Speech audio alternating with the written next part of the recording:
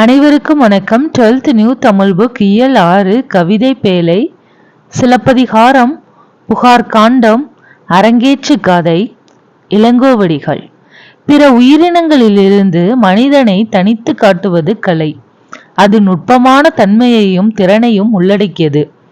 கலைகளில் நடனக்கலை தமிழர்களால் போற்றப்பட்டு கற்கப்பட்டது. நடனம் கற்பவர்கள் பலர் முன்னிலையில் அரங்கேற்றம் செய்வர். இது இன்றும் காணப்படுகிற ஒரு வழக்கம். கலை ஒரு சமூகத்தின் பண்பாடு, வரலாறு, அழகியல் போன்ற கூறுகளை வெளிப்படுத்துவதாக அமைகிறது. அவ்வகையில் தமிழர் வாழ்வு முழுமையும் கலைகளால் நிறைந்ததாக காணப்படுகிறது. மாதவியின் நாட்டிய பயிற்சி.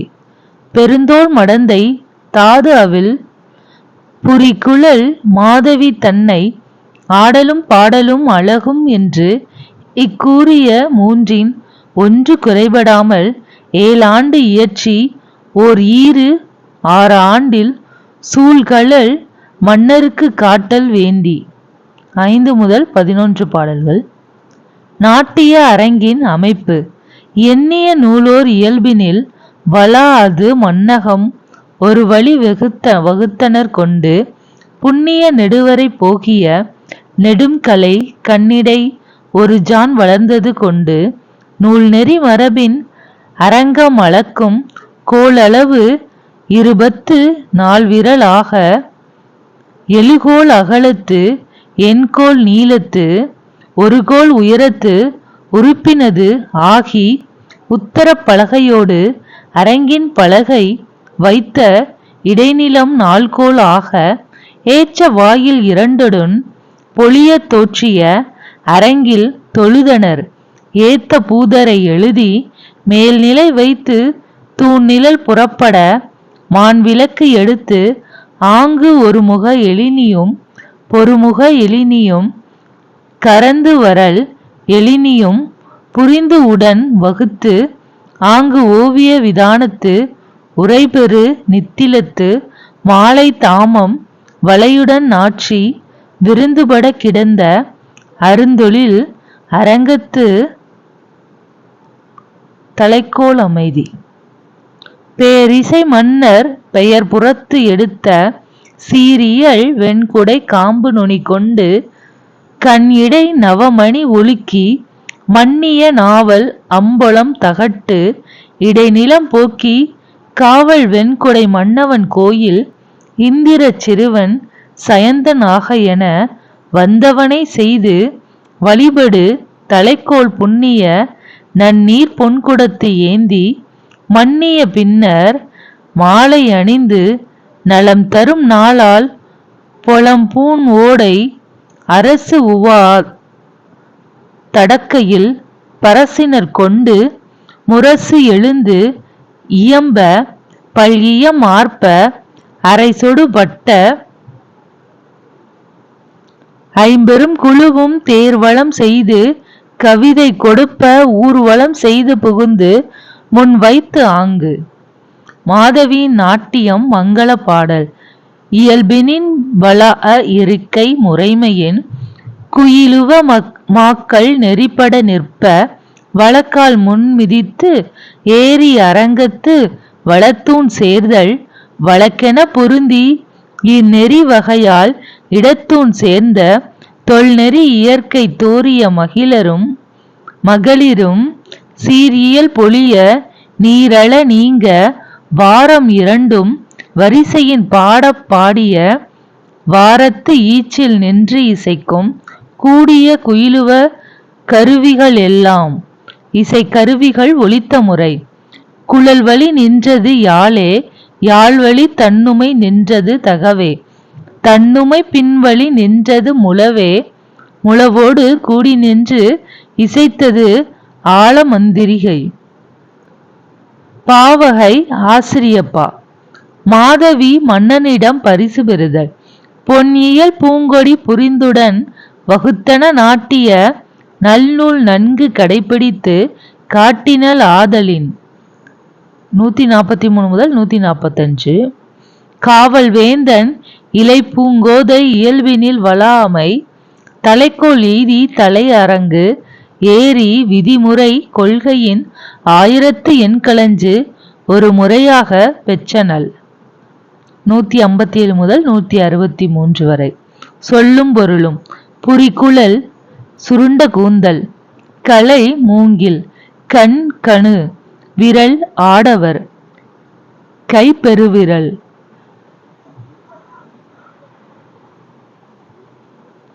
விரல் ஆடவர் கை பெருவிரல். உத்தர பலகை மேலிடும் பலகை. பூதர் ஐம்பூதங்கள்.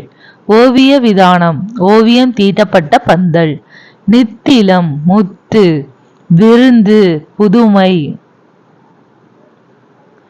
மன்னிய கழுவிய.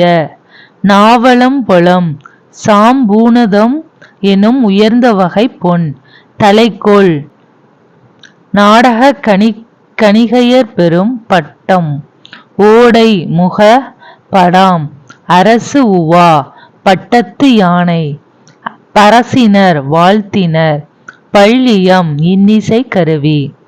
குயிலுவ மாக்கள் இசைக்கருவிகள் வாசிப்போர். தோரிய மகளிர் ஆடலில் தேர்ந்த பெண்கள். வாரம் தெய்வ பாடல். ஆமந்திரிகை இடக்கை வாத்தியம். இலை பூங்கோதை அரசன் அணிந்துள்ள பச்சை மாலை. களஞ்சு ஒரு வகை எடையளவு. பாடலின் பொருள். மாதவியின் நாட்டிய பயிற்சி. மாதவி அழகிய தோள்களை உடையவள். தேனும் தாதுவும் நிறைந்த பூக்களை அணிந்த சுருண்ட கூந்தலை உடையவள். ஆடல் பாடல் அழகு என்னும் இம்மூன்றில் ஒன்றும் குறைபடாமல் 5 ஆண்டில் ஆடல் கற்பதற்கான சடங்குகளை செய்து 7 ஆண்டு வரை ஆடல் கலையை பயின்றாள். அவள் தனது 12வது வயதில் ஆடலை அரங்கேற்ற விரும்பினாள். வீரக்கழல் பூண்ட சோழ மன்னனது அரசவைக்கு வந்தாள்.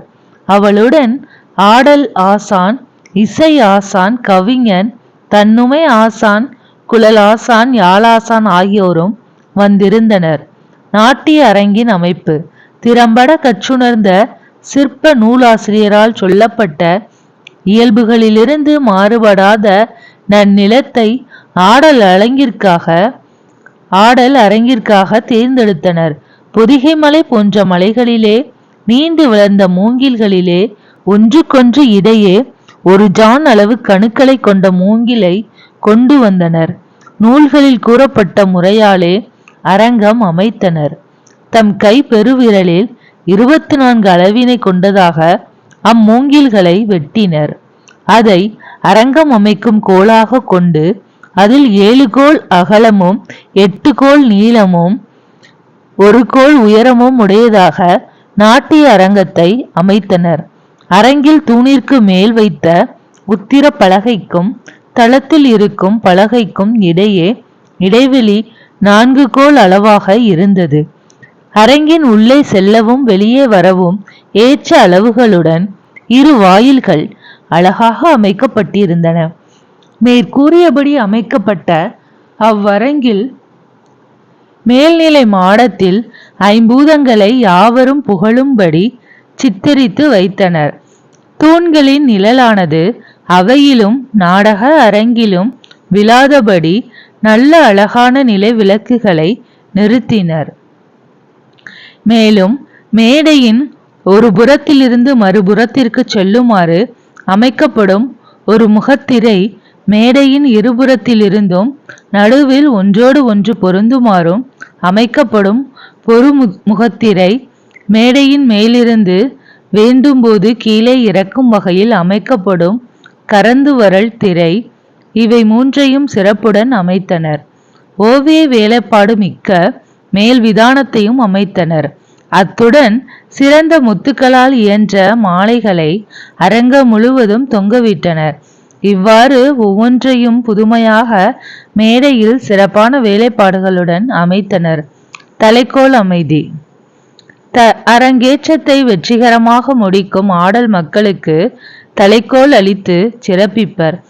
தலைக்கோல் என்பது பெரும்புகழ் கொண்ட பகை மன்னனுடன் நிகழ்த்திய போரில் தோற்று புறங்காட்டிய அவனிடமிருந்து பறிக்கப்பட்ட அழகுமிக்க வெண்கொற்ற குடையின் காம்பில் செய்யப்பட்டது. அக்காம்பின்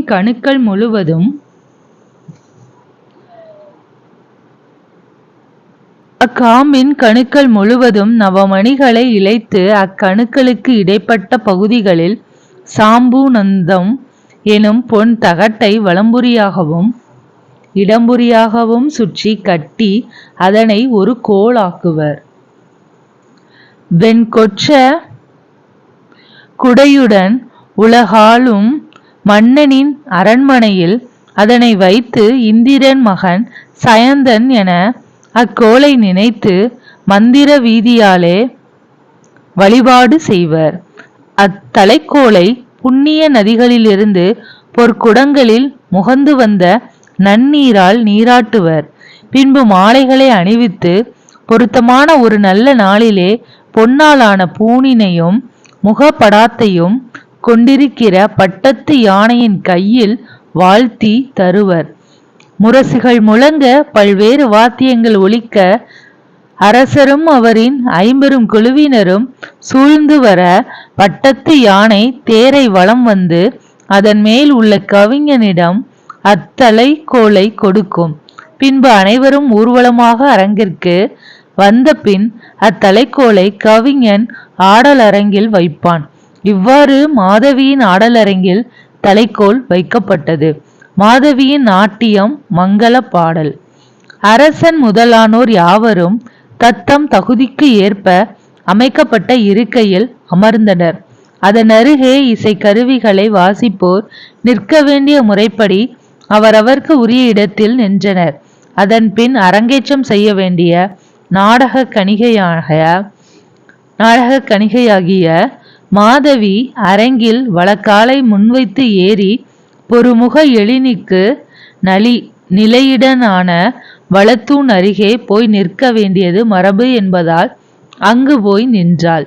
அவ்வாறே ஆடலில் தேர்ச்சி பெற்று அரங்கேறிய தோரிய மகளிரும் தொன்று தொட்டு வரும் முறைப்படி ஒரு முக எழினிக்கு நிலையிடனான இடப்பக்க தூணின் அருகே போய் நின்றனர். நன்மை பெருகவும் தீமை நீங்கவும் வேண்டி ஓரொற்று வரும் ஈரொற்று வாரம் என்னும் தெய்வ பாடல்களை முறையாக பாடினர். பின் அப்பாடலின் முடிவில் இசைப்பதற்கு உரிய இசைக்கருவிகள் அனைத்தும் கூட்டாக இசைத்தன. இசைக்கருவிகள் ஒலித்த முறை. குழலின் வழியே யாழிசை நின்றது. யாழிசைக்கு ஏற்ப தன்னுமையாகிய மத்தளம் ஒலித்தது. தன்னுமையோடு இயைந்து முழவு ஒலித்தது. முழவுடன் இடக்கை வாத்தியம் கூடி நின்று ஒலித்தது. இவ்வாறு அனைத்து கருவிகளும் இயைந்து இசைத்தன. மாதவி மன்னனிடம் பரிசு பெறுதல். பொன்னால் செய்யப்பட்ட ஒரு பூங்கொடி வந்து நடனமாடியது போல மாதவி அரங்கில் தோன்றி நாட்டிய நூலில் சொல்லப்பட்ட முறைமை தவறாது பாவம் அபிநயம் இவற்றை சரியாக கடைபிடித்து அனைவரும் கண்டுகளிக்கும்படி அழகுற ஆடினாள். மாதவி கூத்துக்கு உரிய இயல்பினிலிருந்து சற்றும் வலுவாது ஆடினாள். அந்த ஆடலை கண்டு அகமகிழ்ந்த மன்னனிடமிருந்து தலைக்கோழி என்னும் பட்டமும் பெற்றாள். அரங்கேற்றம் செய்யும் நாடக கணிகையருக்கு பரிசு இவ்வளவு என நூல் விதித்த முறைப்படி 1008 களஞ்சு பொன் மாலையை மன்னனிடமிருந்து பரிசாக பெற்றாள். இலக்கண குறிப்பு. ஆடலும் பாடலும் என்னும்மை தொல்நெறி பண்புத்தொகை உறுப்பிலக்கணம் தொழுதனர் தொழு கூட்டல் இத்து கூட்டல் அன் கூட்டல் அர் தொழு பகுதி இத்திறந்தகால இடைநிலை அன் சாரியை அர் படற்கை பலர்பால் வினைமுற்று விகுதி புணர்ச்சி விதி தலைக்கோள் தலை கூட்டல் கோள் இயல்பினும் விதியினும் நின்ற உயிர் முன் க ச த ப மிகும் எனும் விதிப்படி தலைக்கோள் என்றாகியது. யாழின் வகைகள். 21 நரம்புகளை கொண்டது பேரி யாழ். 17 நரம்புகளை கொண்டது மகர யாழ். 16 நரம்புகளை கொண்டது சகோட யாழ். 7 நரம்புகளை கொண்டது செங்கோட்டி யாழ். நூல்வெளி. சிலப்பதிகாரத்திலுள்ள அரங்கேற்று காதையின் ஒரு பகுதி பாடமாக வைக்கப்பட்டுள்ளது. தமிழரின் கலை நாகரிகம் பண்பாடு முதலானவற்றை உள்ளடக்கிய கருவூலமாக சிலப்பதிகாரம் திகழ்கிறது. அரசகுடி அல்லாதவர்களை காப்பியத்தின் தலைமக்களாக வைத்து பாடியதால் இது குடிமக்கள் காப்பியம் எனப்படுகிறது. புகார், மதுரை, வஞ்சி காண்டங்கள் முறையே சோழ, பாண்டிய, சேர மன்னர்களை பற்றியவை என்பதால் மூவேந்தர் காப்பியம் எனவும் அழைக்கப்படுகிறது. முதலாக பெண்ணை முதன்மை பாத்திரமாக கொண்டு அவள் அரசனை எதிர்த்து வழக்காடியதை பாடியதால் புரட்சி காப்பியம் எனப்படுகிறது. இயல், இசை, நாடகம் ஆகிய 3 கூறுகளும் இடம்பெற்றுள்ளதால் முத்தமிழ் காப்பியம் எனப்படுகிறது. செய்யுளாகவும் பாடலாகவும் உரைநடையாகவும் பாடப்பட்டுள்ளதால் இது உரையிடையிட்ட பாட்டுடை செய்யுள் எனப்படுகிறது. மேலும் இந்நூல் பொதுமை காப்பியம், ஒற்றுமை காப்பியம், வரலாற்று காவியம் எனவும் அழைக்கப்படுகிறது. சிலப்பதிகாரத்தின் கதை தொடர்ச்சி மணிமேகலையில் காணப்படுவதால் இவை இரண்டும் இரட்டை காப்பியங்கள் என அழைக்கப்படுகின்றன. சிலப்பதிகாரத்தை இயற்றியவர் இளங்கோவடிகள். சேரன் தம்பி சிலம்பை இசைத்ததும் என்று பாரதி குறிப்பிடுகிறார். வரந்தரு காதையில் இளங்கோவடிகள் தன்னை பற்றிய குறிப்பை தருகையில்தான் செங்குட்டுவன் தம்பி என்பதையும் குறிப்பிட்டு இருக்கிறார். நன்றி.